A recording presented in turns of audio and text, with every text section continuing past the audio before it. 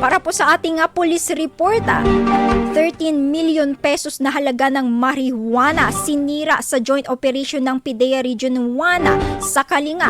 Para sa detalye ng balita ating pakinggan si Idol Juana De Vera.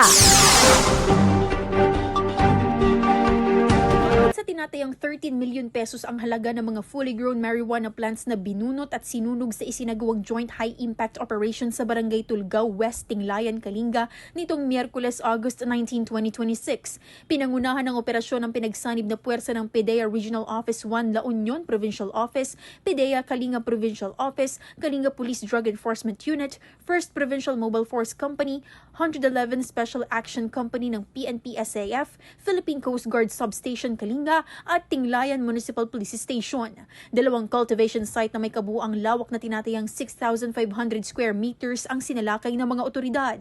Sa unang site, nakumpiska ang tinatayang 50,000 fully grown marijuana plants habang nasa 15,000 naman ang natukoy sa ikalawang site. Kabuuang 65,000 marijuana plants ang binunot at agad na sinunog sa lugar alinsunod sa operational protocols. Ayon kay PIDEA Regional Director Julius M. Paderes, patuloy ang ahensya sa pagsugpo sa pinagkukunan ng iligal na droga upang mapigilan ang pagkalat nito sa mga komunidad. Wala namang naaresto sa isinagawang operasyon.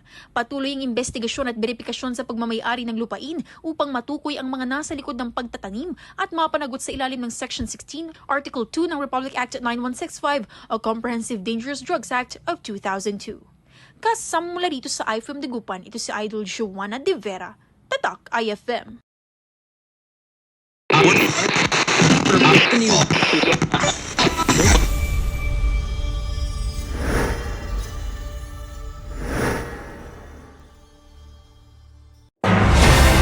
IFM News. IFM News.